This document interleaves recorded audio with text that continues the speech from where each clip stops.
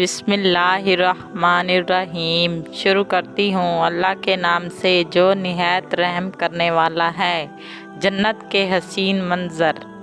انبیاء کرام صلی اللہ علیہ وآلہ وسلم نیک کاموں میں دوڑتے تھے اور جنت کی امید اور دوزخ کے خوف کے ساتھ اللہ تعالیٰ کی عبادت کیا کرتے تھے اور اللہ تعالیٰ کے سامنے ادب کر کے رہتے تھے۔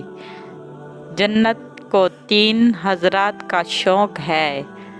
رسول اللہ صلی اللہ علیہ وآلہ وسلم سے کسی صحابی نے پوچھا، یا رسول اللہ، جنت کون سے حضرات کا شوق رکھتی ہے؟ رسول اللہ صلی اللہ علیہ وآلہ وسلم نے ارشاد فرمایا، جنت حضرت علی، حضرت عامر بن یاسر اور حضرت سلمان رضی اللہ عنہ کا شوق رکھتی ہے۔ رسول اللہ صلی اللہ علیہ وآلہ وسلم نے ارشاد فرمایا، جتنا ایک قطرہ کوئی ناخن کسی چیز میں ڈبو کر پانی میں اٹھاتا ہے، اتنا ہی جنت سے ظاہر ہو جائے تو اس کی وجہ سے تمام آسمان اور زمین کے کنارے جگمگا اٹھیں گے۔ اگر کوئی اس کی زمین اور خاک کا پوچھے تو وہ کستوری اور زعفران کی ہے۔ اگر کوئی جنت کی چھت کا پوچھے تو وہ عرش رحمان کی ہے۔ اگر کوئی جنت کی لپائی کے گارے کا پوچھے تو وہ خوشبو کستوری کی ہے۔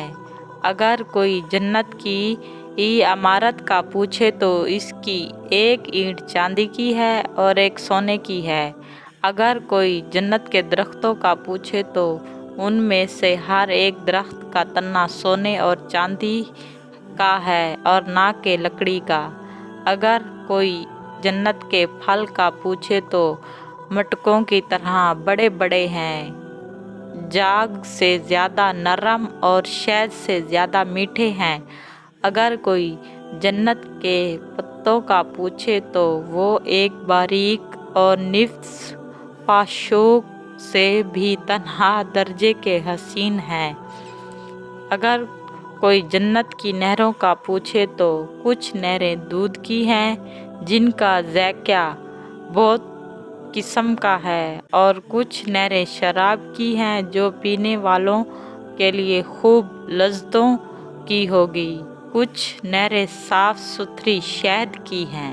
اگر کوئی جنت کے محلات کی بلندیوں کا سوال کرے تو طلوع ہونے والے ستاروں کو دیکھ لے، آسمان میں غروب ہونے والے ستاروں کو دیکھ لے جو مشکل سے نظر آتے ہیں۔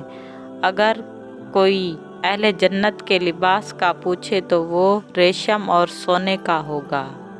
اللہ پاک ہم سب مسلمانوں کو جنت الفردوس میں جانے کی توفیق عطا فرمائے۔ ہماری ویڈیو اچھی لگی ہو تو لائک کریں، سبسکرائب کریں۔